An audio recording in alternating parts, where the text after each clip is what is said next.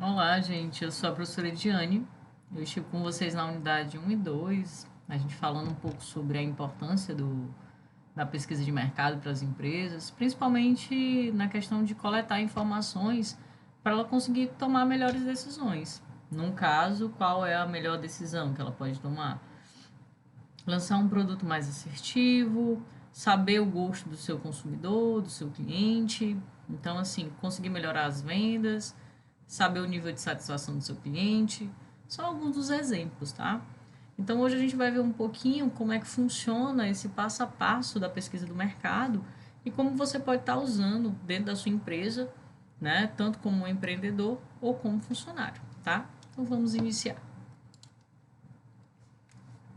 Primeira coisa, gente, depois que você define, que a gente viu na unidade 1, o objetivo da tua pesquisa, qual é o objetivo da minha pesquisa? Saber os clientes potenciais que eu tenho. Então, esse é o objetivo.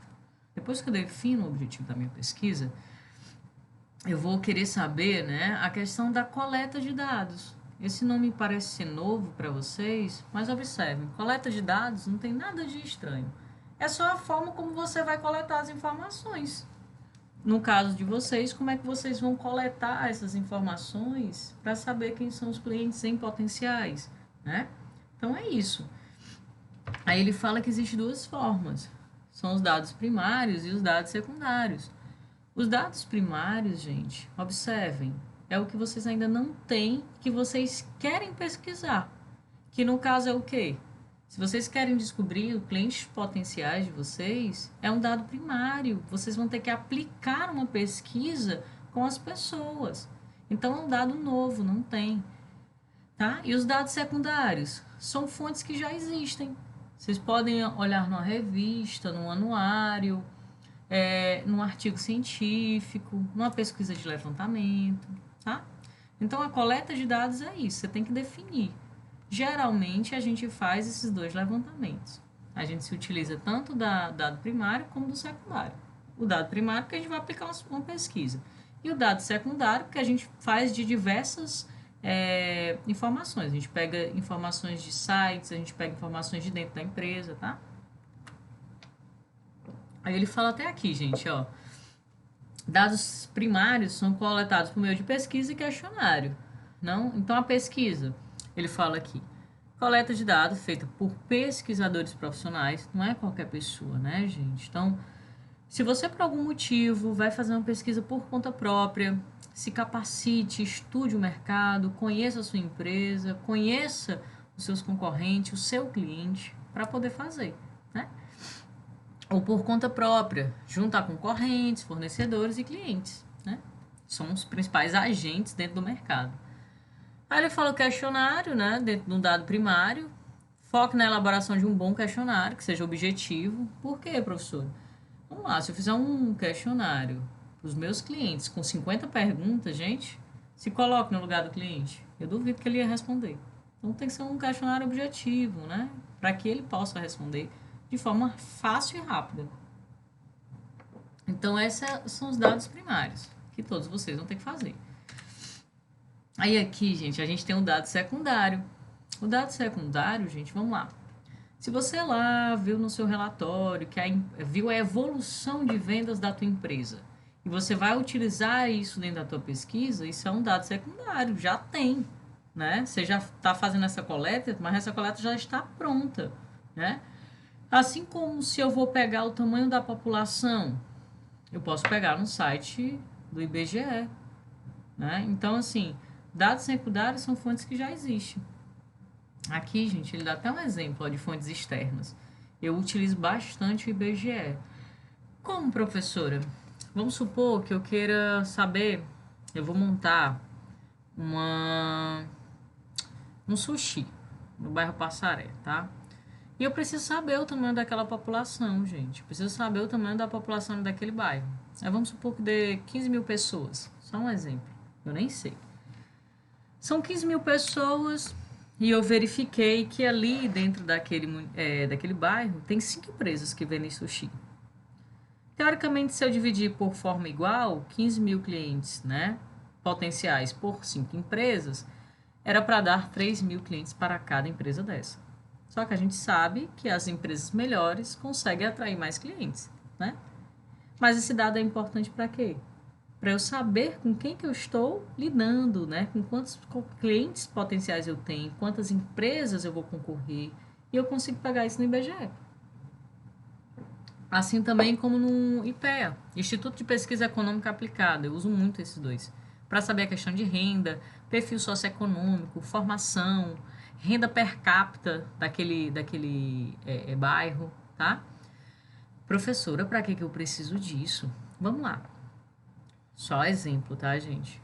Vamos supor que a renda per capita do bairro Passaré seja uma ideia aqui, seja 1.500. Ou, não, vou botar bem alto, só para vocês terem uma ideia. 5.000 per capita, a renda por pessoa.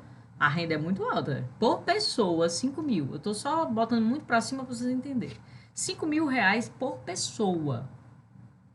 Aí, na Maraponga, vamos dar o exemplo que essa renda já seja 2.000 per capita. Opa, isso já é um dado importante. Então, assim, se o meu produto ele tem um maior valor agregado, né, eu vou procurar vendê-lo, distribuí-lo onde tem uma melhor renda per capita, tá? Óbvio que a gente analisa outras informações, mas isso é só para vocês terem uma noção, tá bom? Aqui vocês podem olhar depois, detalhado, algumas fontes externas que nós utilizamos, tá? Aí depois que a gente viu, gente, a questão da coleta de dados, que tem tanto o primário como o secundário, e que vocês vão utilizar as duas, eles falam que a gente ainda pode, né, qualificar ainda mais os dados primários. Os dados primários, eles podem ser tanto qualitativo quanto quantitativo. Professora, facilita? Eu vou traduzir para vocês. Olha, quando eu faço uma pesquisa e tem muito número, deu 70% de mulheres, 30% de homens. Isso é uma pesquisa quantitativa. 50% tem renda de R$ 2.000 e os outros 50% de R$ 3.000. Isso é uma pesquisa quantitativa. Estou utilizando dados estatísticos para a coleta desses dados. Agora, se eu vou fazer entrevista e vou fazer uma série de perguntas, né, que eu deixo de forma aberta para o meu cliente responder, isso é qualitativo. Por quê? Porque ele está usando, né, o critério subjetivo, que ele pensa, o que ele acha. São dados mais precisos, né? A pesquisa qualitativa. E é muito comum, devido a essa característica, eu utilizar as duas, tanto a quali como a quantitativa. Aí vai depender do seu objetivo, tá? Se você quer fazer uma pesquisa sobre a qualidade do teu produto, será que não é interessante fazer uma pesquisa qualitativa? Você não vai querer respostas mais detalhadas? Então depende, tá? Vamos aqui. Aqui ele dá alguns exemplos, gente, que eu acho sensacional. Vocês podem aplicar se vocês estudarem ainda essa semana na empresa de vocês. Eles falam assim, que a gente tem uma forma, né, dos dados primários, que é o grupo de discussão. Esse grupo de discussão, a gente utiliza bastante quando a gente vai lançar um produto, protótipo, né? Vamos lá.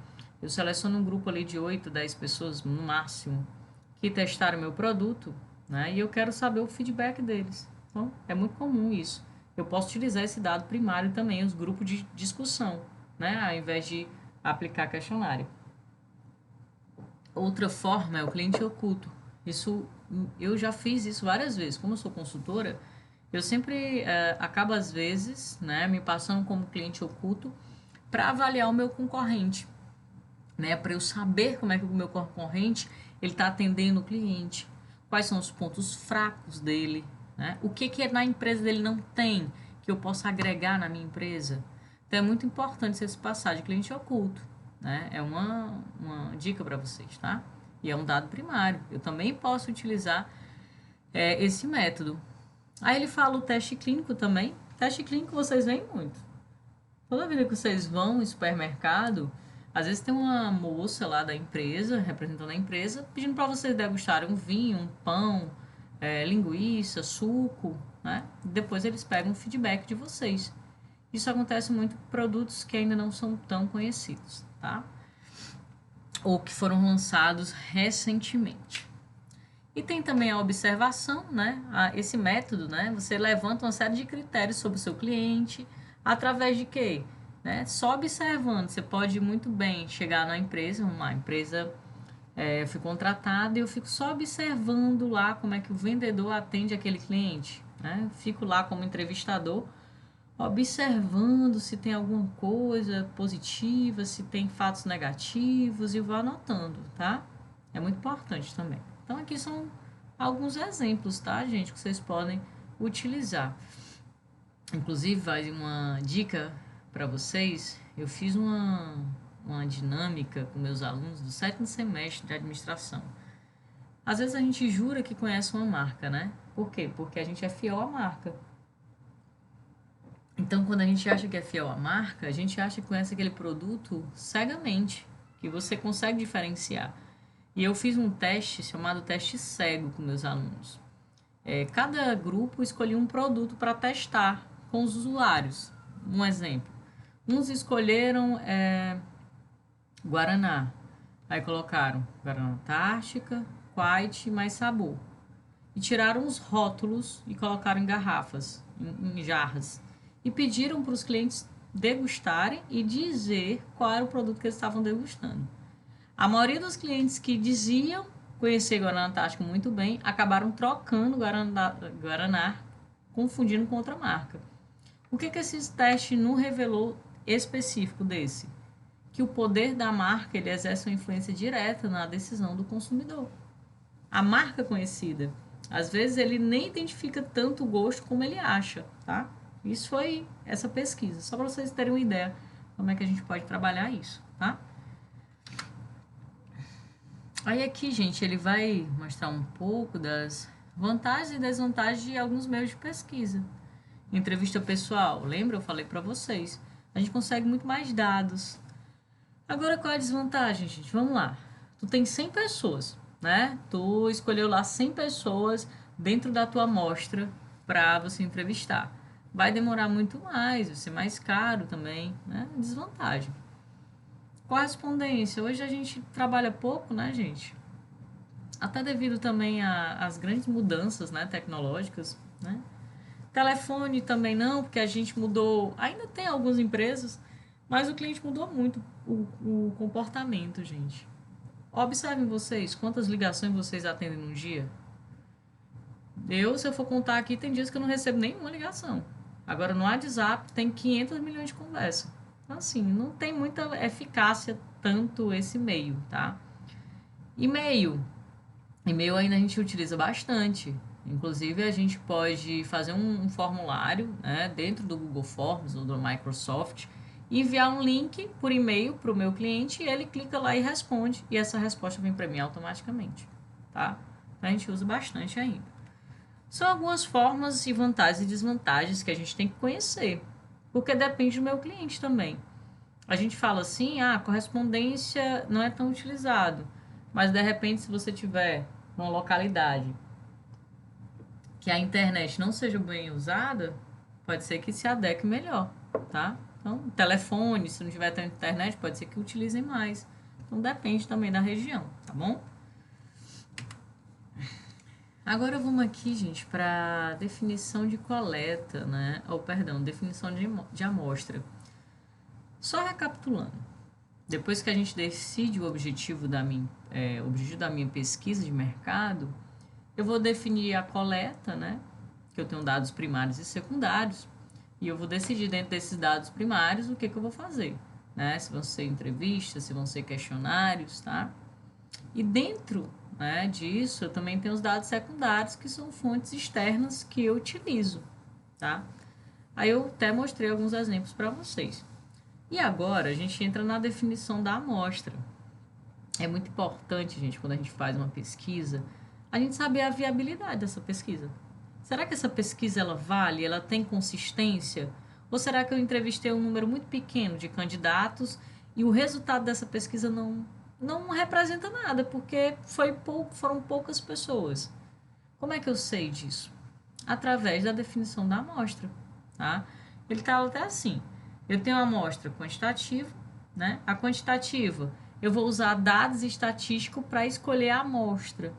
Professora, o que é a amostra? Ele até diz assim, ó, a amostra é uma parcela de uma população com a qual se faz uma pesquisa a partir de um universo.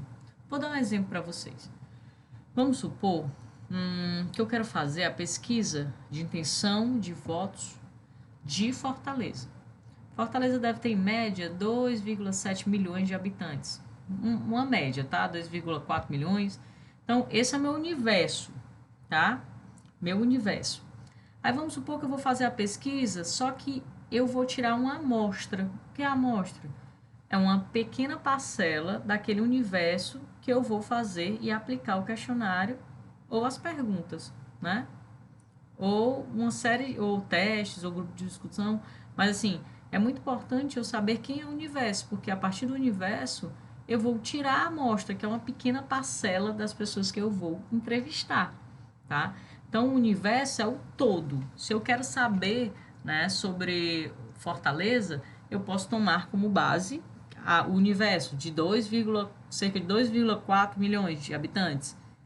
E eu vou fazer um cálculo, que tem calculadoras amostrais, calculadora de espaço amostral, que eu utilizo na internet, já calcula para mim, se vocês quiserem. Vocês colocam lá, calculadora de espaço amostral, aí ele vai perguntar, qual é o universo? O universo seria esse, 2,4 milhões, né? Aí, a partir disso, ele vai te dar a amostra, que é aquela parcela que você vai ter que obrigatoriamente pesquisar, tá bom? Isso para quantitativa, gente. Agora, já a qualitativa, né, a amostra qualitativa, às vezes eu escolho por conveniência, né? Às vezes pode ser que eu não tenha tantos dados, tanto acesso a informações, então eu posso escolher as pessoas que eu vou aplicar aquelas perguntas. Aí aqui, gente, ele dá algumas observações, né? Tamanho da população, que a gente tem que conhecer. Vou dar um exemplo. Vamos supor que você queira fazer uma pesquisa sobre a satisfação dos clientes, dos seus clientes, tá? Aí você se pergunta, professora, qual vai ser o universo que eu vou usar se eu estou pesquisando na minha empresa? Qual o universo que eu considero? Eu posso considerar toda a base de meus clientes como universo? Pode. Eu posso considerar aquele mês que tem maior vendas? Tipo, eu tenho um mês ali que tem 500 clientes. Pode? Pode. Pode ser o seu universo. E dentro desses 1.000 clientes, um exemplo, você vai tirar uma amostra. Então, vamos supor que deu uma amostra de 262 clientes. Ou seja, para a tua pesquisa, ela ter viabilidade, né, ter credibilidade, tu vai ter que entrevistar essas 262 pessoas. Por que eu estou deixando claro isso para você? Porque, às vezes, a gente acha que pode pesquisar aleatório, numa pesquisa quantitativa. Não, eu vou aqui pesquisar só 10 pessoas. E, às vezes, esses 10 clientes não representam a base de todos os meus clientes. Tá entendendo? Aí, você, com isso, você acaba coletando os resultados errados da pesquisa. Então, cuidado, tá? Margem de erro. Né? É importante você saber a margem de erro da sua pesquisa, né? Quando a gente fala assim, margem de erro, erro amostral, 10 pontos percentuais para mais e para menos, que é aquele resultado da pesquisa, é tanto que vocês veem muito na intenção de voto, 5 percentuais para mais ou para menos. Então, é o erro que você define, tá? Lá na calculadora de espaço amostral, você também coloca se quer 10%, 5%, tá? Distribuição da população. É interessante você saber se a sua população ela é mais homogênea ou mais heterogênea, né? Se tem perfis mais parecidos ou não. Nível de confiança da pesquisa é importante, né? Porque se a tua pesquisa não tiver confiança e o principal objetivo da pesquisa de mercado é para a gente tomar uma decisão e ela não tiver confiança, para que eu vou fazer, né? Aí aqui, gente, é só uma tabelinha, eu só trouxe um exemplo, tá? O cálculo, gente, os sistemas calculam, a gente tem as calculadoras de espaço amostral. Eu queria dar só um exemplo para vocês entenderem, tá? Ele fala assim, uma pesquisa que tem um nível de confiança com 95%, né? Aí aqui tem uma tabela com vários dados. Eu peguei um exemplo, né? Ele fala assim, o split representa o nível de variação das respostas na pesquisa. Ou seja, um split de 50-50 que a gente fala, o 50-50, quer dizer o quê? Que é uma população que você está pesquisando muito heterogênea, ou seja, essa população é muito diferente. Então, tua amostra vai ter que ser maior. Agora, se você tem, né, um split de 80-20, ou seja, uma população muito mais homogênea, então a amostra pode ser menor. Tem tabelas já dizendo o split, tá, gente? Então, aqui é só um exemplo, porque são nomenclaturas que a gente usa bastante. Aí ele fala aqui, eu vou dar um exemplo agora para vocês, tá? Ele fala assim, seleção do tamanho da amostra de clientes potenciais, tá? Então, ele quer selecionar a amostra de clientes potenciais. Professor, o que é essa amostra? É a pequena parcela, é a parcela que eles vão tirar, né, de todos os clientes potenciais para ele aplicar a pesquisa. Aí ele fala assim, a aplicação do questionário, né, será aplicada em todo o bairro, aqui é um exemplo, em horários e locais diferentes. Aí aqui num exemplo, o seu Manuel diz assim, a cidade onde o seu Manuel pretende abrir a padaria, que ele quer abrir uma padaria, possui 10 mil habitantes. Opa, olha aqui o universo, né? Como ele possui poucos recursos financeiros para a realização da pesquisa, ele definiu na tabela um erro amostral de 10%, né? E como o bairro possui um perfil parecido, ele definiu um split de 80-20. Então, lá na tabela, deu uma amostra de quanto? 61 pessoas. Então, quantas pessoas ele vai entrevistar? 61 pessoas. Então, esse exemplo aqui, gente, observe, é interessante para vocês conhecerem. Os 10 mil habitantes daquele bairro, né, é o universo. E dentro desse universo, ele vai tirar uma amostra, né, do que ele vai coletar, tá bom?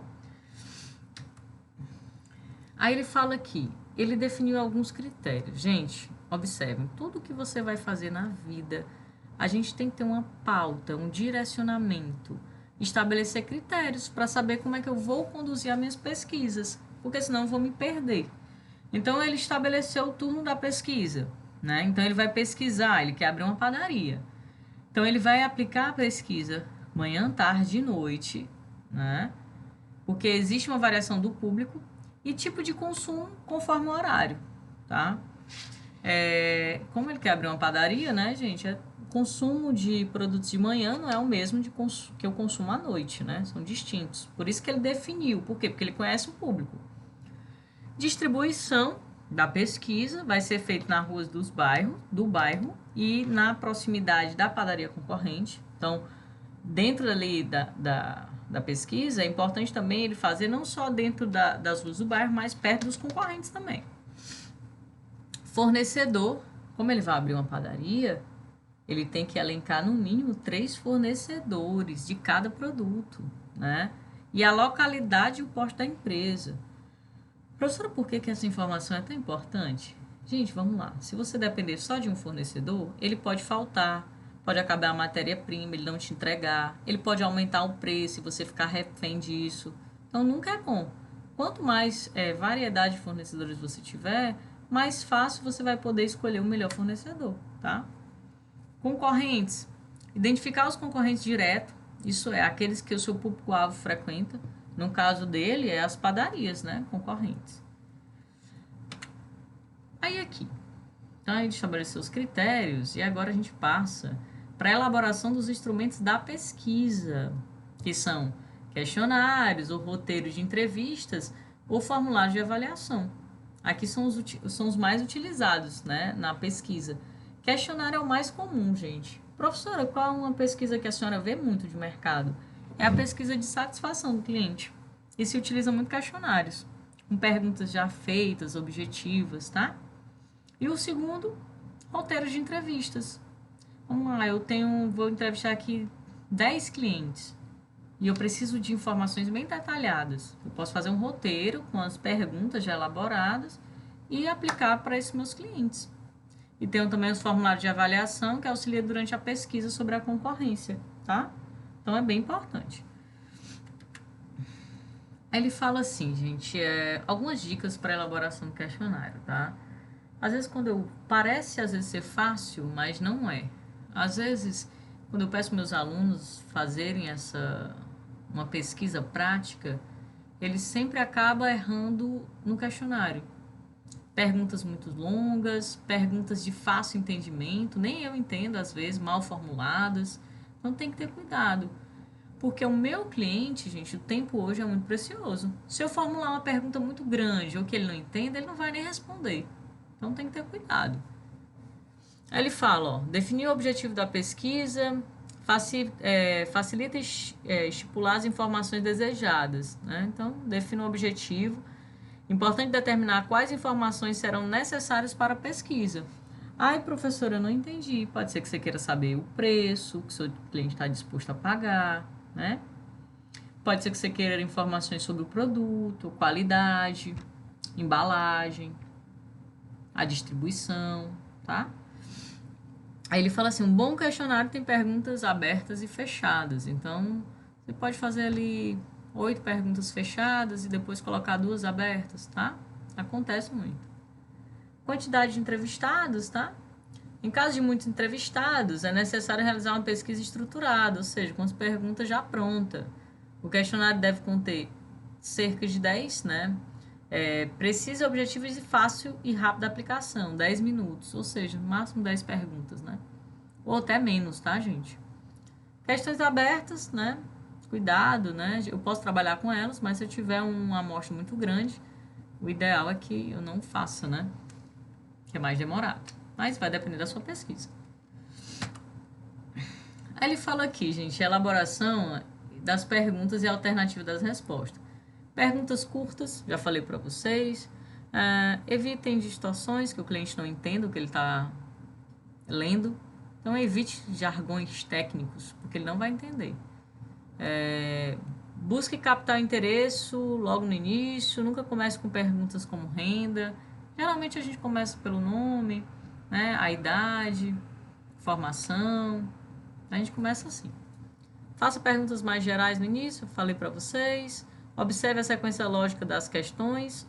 Professor, o que é isso? Às vezes, gente, eu estou falando aqui sobre produto e do nada eu começo a perguntar sobre preço. Aí do nada eu volto de novo falando do produto. Não, obedeça uma sequência. Fale sobre o produto, tudo que você quer perguntar para o produto e depois passe para o preço, tá? Organize seu questionário. Então, aqui são algumas dicas, né? Vocês depois olham com mais detalhe. Avalie seu questionário, gente. Avalie sempre quando a gente faz o questionário, às vezes tem uma pergunta que a gente acha que não está encaixando. Você pode tirar, que ela não é necessária, ou que você pode incluir uma que tem esquecido, tá? Ele vai falar até assim, ó. Quando o questionário estiver finalizado, deve-se realizar um pré-teste com alguns entrevistados. Faça o pré-teste com pessoas que possuem o mesmo perfil de amostra. Não faça com familiares, olha aqui. Ou pessoas que participaram da elaboração do mesmo. Para testar um questionário e realizar alguns ajustes, né, é necessário que você faça com o público-alvo. E não com a pessoa que é da sua família, porque ela pode nem conhecer o negócio, né? Pode nem ser cliente. Isso evita você fazer retrabalho e proporcionar melhor qualidade, tá? Então é importante. Eu vejo muita gente, às vezes, fazendo questionário, aí quando termina, pede para uma pessoa que não está relacionada, que nem tem ideia do conhecimento do mercado, para a pessoa avaliar. Ela não vai saber, a opinião dela não vai interferir, vai atrapalhar. Aí ele fala assim, modelos de instrumentos de pesquisa. Eu posso aplicar o questionário, aí aqui ele dá um exemplo, né, do seu manual de clientes potenciais. Posso fazer um roteiro de entrevista? Pode. Formulário de avaliação da concorrência como cliente oculto? Pode, tá? Aí ele diz assim, a seguir você terá a oportunidade de analisar um exemplo de cada um desses documentos descritos acima. É bom, gente, quando a gente traz exemplo, que a gente consegue fixar melhor, né? Aí ele fala aqui alguns exemplos, né, de clientes potenciais, o que você pode ver sobre o cliente, né? Você pode perguntar, óbvio, né? Você vai perguntar o nome e tudo, mas faça perguntas sobre os gostos, sobre o produto, sobre o preço, quanto ele está disposto a pagar, quais são os sabores do produto que ele gosta, se, por exemplo, for um açaí, né? Qual tipo de mix de produtos ele queria. Então, É uma série de perguntas que você vai fazendo. A renda é importante saber, estado civil, faixa etária. Por quê, professora? Porque eu vou mapeando o meu cliente. Então é importante a gente saber, tá? Roteiro da entrevista, gente. Então é importante. Você pode fazer algumas perguntinhas aqui fechadas e deixar algumas perguntinhas aqui abertas. Depende da sua, né, do seu objetivo. Vou até aqui dar um exemplo, que eu lembro que a gente fez uma pesquisa sobre orçamento doméstico. Eu queria saber, tá? Na verdade, os meus alunos queriam abrir uma empresa de empréstimo na região, se eu não me engano, do Pecém. E eles queriam saber como era a questão do orçamento doméstico, né? Daquelas pessoas que ali residiam. E na entrevista, né, a gente observou, né, na entrevista, não no questionário. Na entrevista, algumas pessoas disseram que não tinham nenhum meio de controle de orçamento, ou seja, recebia o dinheiro e ia comprando, e às vezes ficava sem dinheiro no final do mês, usava cartão de crédito, às vezes devia. Então, assim, isso foi um dado importantíssimo, né, que a gente coletou através da entrevista. Aqui é um exemplo, tá? Formulário da concorrência, né, gente? Cliente oculto. Você vai avaliar aqui, ó, uma série de perguntas já feitas. Vai avaliar o serviço, se é bom ou não, se o atendimento é bom ou não, se o preço do seu concorrente é bom ou não, né? Se a divulgação do seu concorrente é bom ou não. Essa divulgação, gente, eu gosto tanto de fazer pesquisa de avaliação de concorrência, porque às vezes a sua empresa é boa, só que o teu concorrente direto, ele é maravilhoso em divulgação. Ele divulga extremamente bem, ele faz muito bem o marketing digital. Aí a empresa dele acaba sendo mais vista do que a sua. Então é importante você avaliar numa pesquisa da concorrência os 4 P's do marketing, né? Que é o que a gente chama de produto, preço, praça e a promoção. Hoje em dia todo mundo está divulgando na internet. Então, se você tem uma empresa e você não faz isso, você tem que melhorar isso urgentemente. Vou dar um exemplo de um aluno meu, tá? Um aluno meu foi lá abrir uma lan house no bairro X. Qual foi a primeira coisa, né, que nós fizemos? Foi uma avaliação da concorrência. E um dos pontos lá que ele identificou era que o concorrente não tinha ar-condicionado. Os clientes reclamavam muito. Então, quando ele abriu a empresa dele, qual foi a primeira coisa que era muito boa na empresa dele? A ambientação. Era um ambiente agradável. Imagine você ir numa lan house, que às vezes demora, né? E tem muita gente, num canto que é quente, não tem onde sentar, você não vai, né? Então, isso a gente vê através desse formulário de avaliação. O 6º passo, eu tenho aqui a aplicação da pesquisa, tá? Na aplicação de pesquisa, né, eu vou considerar os seguintes aspectos: a finalidade da pesquisa, né? Né, a finalidade da minha pesquisa, o método da pesquisa, a aparência do entrevistador, o público-alvo, treinamento de como proceder à entrevista, quantidade de formulários que eu vou imprimir e período das entrevistas, data e horário. Aqui é um cronograma de como eu vou organizar a minha pesquisa. Ele fala até assim: a aplicação se refere à prática da pesquisa. É preciso conhecer as técnicas de abordagem e treinar todas as pessoas que realizarão a pesquisa. Não pode ser uma pessoa que não conheça, tá? Tem que ser uma pessoa capacitada, isso eu falei para vocês. Aí ele diz assim: dicas de como proceder durante a entrevista. A abordagem deve ser amigável, respeitosa, que se sabe, ser imparcial, não expressar opinião própria, deixe o cliente responder livremente. Antes de iniciar, explique a finalidade da pesquisa e o tempo de duração. Vamos supor, vou fazer uma pesquisa de satisfação para você saber se vocês estão gostando da minha gráfica, dos meus serviços gráficos. Então, explique para ele o que é a pesquisa. Olha, senhor, tudo bem? Eu sou um entrevistador da empresa X, eu estou fazendo aqui uma pesquisa de satisfação da gráfica tal. Fale para ele, tá? passar segurança, né? Que às vezes a pessoa fica com medo de responder. Caso contrate pesquisador e busque estudantes de marketing ou autônomos. Pode pesquisar em anúncios de jornais ou empresas de recrutamento e seleção. Boa aparência, né, gente? A questão da boa aparência, gente, hoje em dia, não é questão de preconceito, não. É uma questão de você estar bem apresentado, né? Bem arrumado. Todas essas questões que a gente trabalha no marketing pessoal, tá? Os pesquisadores devem usar crachá de identificação, né? Caso seja cliente oculto, deve abordar todas as questões do formulário de avaliação, sem que o entrevistado perceba. Ou seja, se eu sou um cliente que vou entrar lá na empresa para avaliar, eu não vou deixar a pessoa perceber que eu sou cliente oculto, tá? Aí aqui eu tenho um exemplo do seu Manuel. Lembra que o seu Manuel, que ele abriu uma padaria?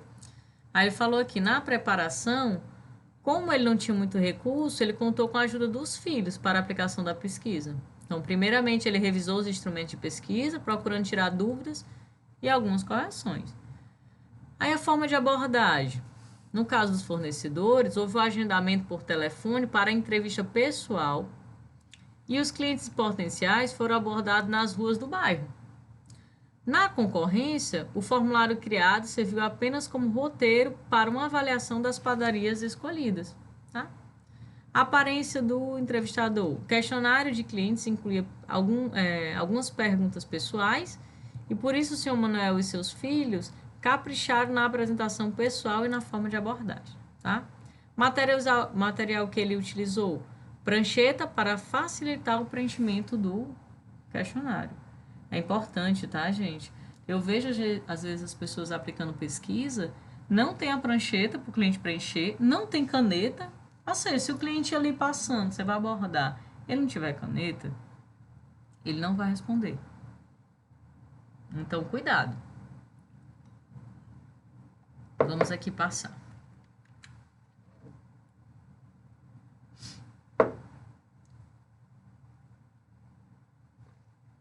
Só um momento. Tabulação de dados, tá, gente? Só um instantinho, gente. 2 minutos.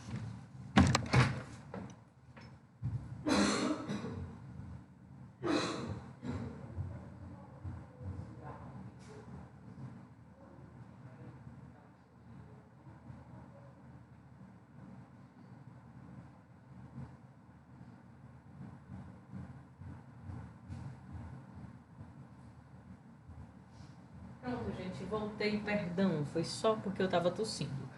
Então, assim, o que a gente vai fazer agora? A tabulação de dados, professora. O que é tabular o dado? Gente, quando vocês aplicaram a pesquisa, vocês coletaram vários questionários. E agora vocês têm que analisar o que vocês coletaram. E essa análise a gente dá o nome de quê? Tabulação. Professora, como é isso? Você vai na tabulação ver quantas pessoas responderam sim ou não, qual é a faixa etária do seu público-alvo, qual é a renda. Você vê isso a quem? Através da tabulação. Aí vamos aqui, ele fala assim, o seu Emanuel. O Excel é uma ótima ferramenta para a tabulação de dados. Então você bota lá, questionário, pergunta 1, pergunta 2, pergunta 3, bota as 10 perguntas. E depois você seleciona aquele espaço e cria o gráfico de cada pergunta. O Excel já faz essa coleta para vocês. Inicie a primeira pergunta do questionário, computando a quantidade de resposta para cada alternativa. Você bota lá, pergunta sobre o produto, qualidade do produto, item A, se é A, B, C, D, ou se é só sim ou não, bota lá só sim ou não, tá? Tabulação de dados a gente sempre faz no Excel. Aí aqui a gente tem, gente, a elaboração do resultado do relatório final. Depois que eu tabulei os dados, que eu tenho as informações, eu vou ter lá na tabulação de dados o perfil do meu público, se é mais feminino ou mais masculino. Na tabulação de dados, eu vou ter as informações da idade, qual é a idade do meu público, qual é a renda, qual é a formação, quais são os produtos que eles mais consomem. Eu vou pegar tudo isso na tabulação. Então, depois da tabulação, o que eu vou fazer? Eu tenho que emitir o relatório. o relatório da pesquisa, que é para saber o que? Discutir os resultados. O que é que eu obtive com essa pesquisa? Aí ele fala até assim, consiste na análise da pesquisa a partir dos resultados coletados. Então, nele deve constar as respostas para os objetivos definidos.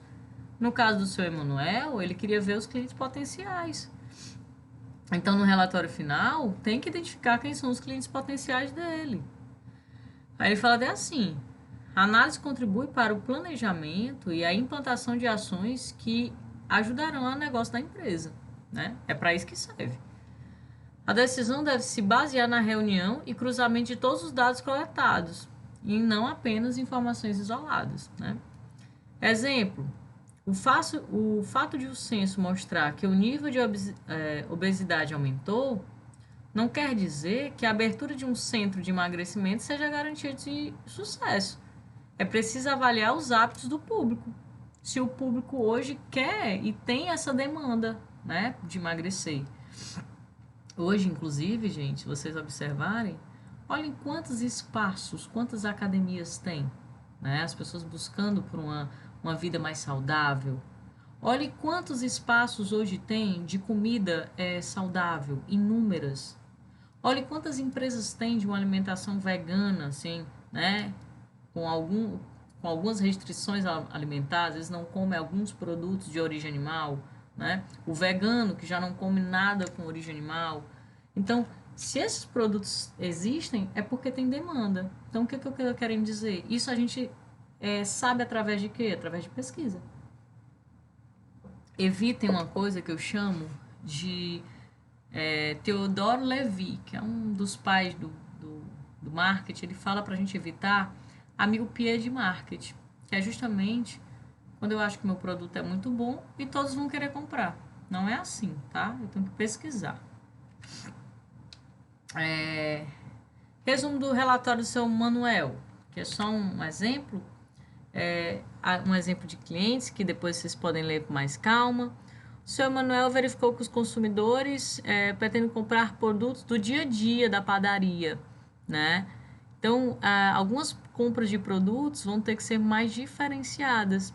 E aqui, gente, vocês podem olhar os gráficos. Olha que interessante. Aqui dá o estado civil, a faixa etária, os gastos de clientes, né? Então, olha isso aqui tudo, gente. Isso aqui vocês depois podem ler com mais calma. Isso tudo foi retirado de onde? Lá da coleta de dados. Que vocês fizeram o quê? A tabulação. Aí ele fala assim, ó, com base nos resultados obtidos da pesquisa, através da análise do relatório final, você poderá tomar decisões mais acertadas, mais assertivas, né? As decisões, elas podem envolver a abertura de um novo negócio, a inclusão de um produto que você não venda, ou a exclusão de alguns produtos. Então, gente, é isso. Eu fico por aqui. Espero que vocês tenham compreendido a disciplina e, acima de tudo, espero que vocês coloquem em prática. Porque é a prática que faz com que a gente melhore nas pesquisas da empresa, tá? Até mais. Fiquem com Deus.